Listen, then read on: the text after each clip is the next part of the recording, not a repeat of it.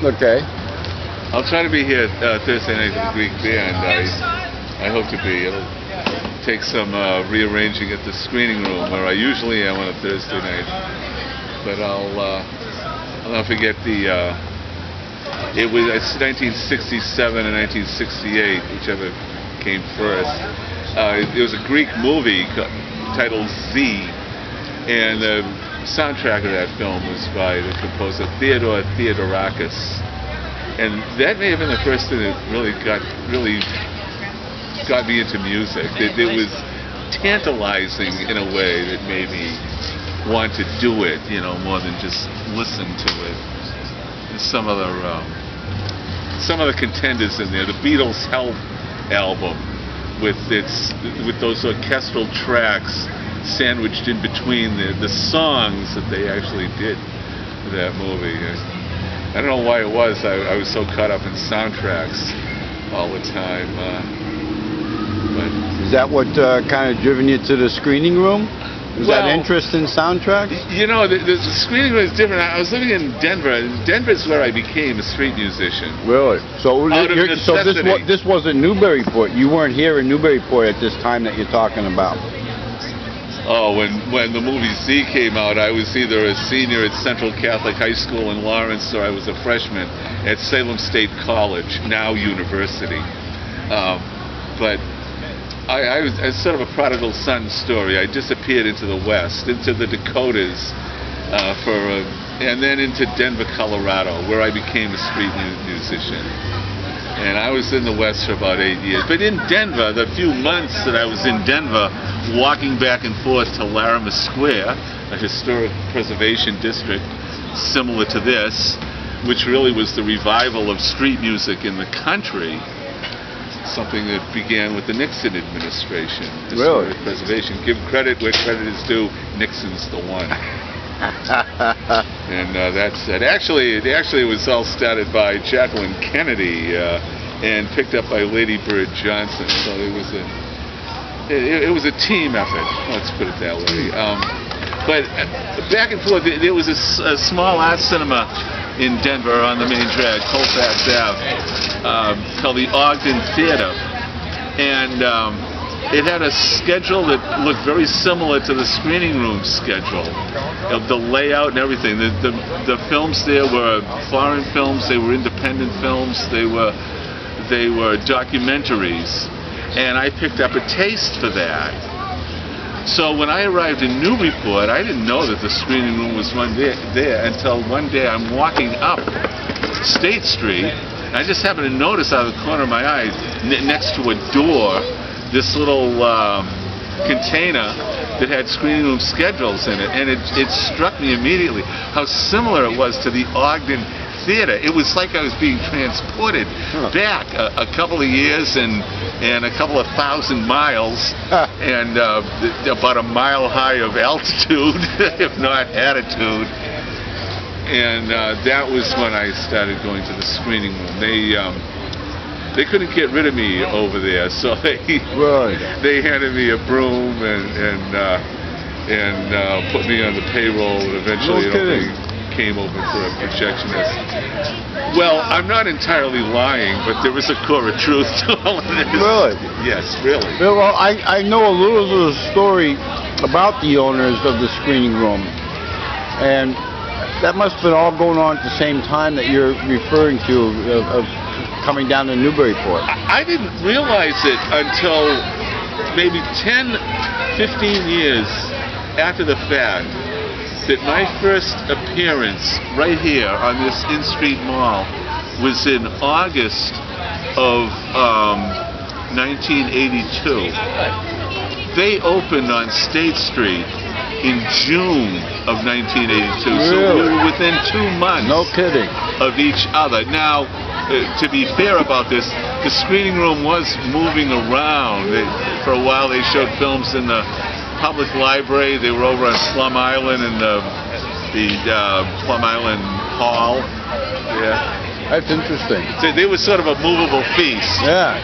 And by definition, a street musician is a movable feast, so very similar. We were a good fit, and I hope we still are. Well, it's amazing that after 35 years, you're still playing on In Street, and you're still at the screening room. Well, okay, the screening room, I became a projectionist there. I mean, I officially on the payroll as a projectionist in 1999, or maybe, no, 1998. So, 20 years, 19 years there. Huh. Take me back, Jack, to the first year that you came down here on to In Street. Did you ever think of becoming a television or radio interviewer? You have a handle on this. I've been working on it. Maybe you've been doing this a lot. A little bit. Maybe that's why this table is here. Absolutely. This is my table. I brought back from my back porch, so isn't that one? I think, if I remember correctly, the question that you just asked is, what brought me to In Street? Well, not so much what brought you to In Street, but that's a good question. What I wanted to know is, I wanted to get inside the mind and the perception and the view of you back in 1980s here on In Street, that very first year, and what it was like. What did it feel like? Boy, back then, you know, I was in my early 30s, and back then, I think I didn't. It wasn't so much that I was feeling what it was going to. It was more like when you get to playing the music, that's the feeling of it. But it's more of a scheme. I mean, street musicians even use the term raiding a place, and about the what's the word I'm fumbling for here? The strategy of setting up, the pitch, as it were. And it just, I felt at home, really, because Larimer Square, I had been playing in a historic preservation district, a pedestrian mall. Just like that. So it really wasn't that much of a transition at all. Now, in time, I recognize that the difference is not a difference between In Street and Larimer Square. It's the difference between a city of, 17,000 people and a city of, I think, 375,000 people. I felt great here. Back then, I had no competition. I was the only one doing it. Right. That's amazing, Jack, when you think about it, because, you know, I've been here 8 years now, and over the 8 years, I've seen a lot of musicians come down here, and I've seen some musicians go on to actually have a successful career, and a lot of them kind of point to their days back on In Street. Now, there was one fellow from, I think, Portsmouth, New Hampshire, who came down with a hammered dulcimer every now and then on late Sunday afternoons. Bill Luddick or Lubick or something like that. He may still be doing that in Portsmouth. I haven't seen him in years and years. But pretty much, the Harper, he didn't show up until 1988 and 1989, and we struck an agreement whereby I would come down on Saturdays, he would come down on Sundays.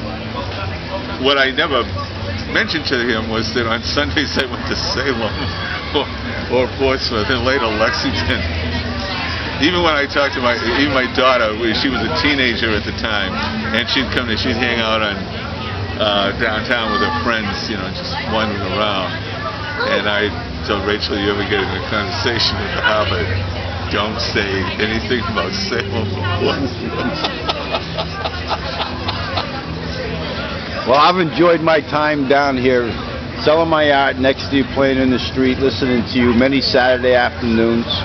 And thanks for coming down and playing a few tunes on this Artisans Revival. And it took a couple of years to get you to help and partake and involved in a little bit of what's going on down there. I know that there's a lot of mixed feelings and mixed, you know, changes, but, you know, changes are happening. And I hope that, that they continue to be able to be creating an environment that's suitable for street musicians and artists and local people. Well, I appreciate all that, but I kind of look at it in a very different sort of way. For me, the whole gig is filling a vacuum. That's why I'm never down here for Yankee Homecoming. There is no vacuum. It's all full. I go places where music is not. Right. And that's why when other musicians started showing up, not just the harper, but after him, I was spending less time in Newburyport and more time in Salem and Portsmouth, and then Lexington. And in fact, I can tell you that in the last 3 or 4 years, I probably played more in Lexington than I have here. Right. Yeah. Tell folks where they could see your book. Well, find the book. The only place that you can count on it. The only place that you can count on catching me is at King Richard's Fair. 8 weekends in the fall down in the cranberry bogs, down there to the southwest of Plymouth. The Edaville Railroad, if you know where that is, that wraps right around us. I don't know if they had railroads back in the Renaissance, but we do the best we can when they toot their horns to fit them in. That's 8 weekends, starting Labor Day weekend, and including the 2 Mondays, Labor Day and Leif Erikson Day, or Pioneer Day as they call it in the Dakotas. And that's the only place I booked. Otherwise, I tend to come here Saturday afternoons if the weather is pleasant. Yes. And in August, I will be making more of an effort to be out here. Yeah. Maybe some Sunday or Monday evening, but with street music, there's never a guarantee. Right.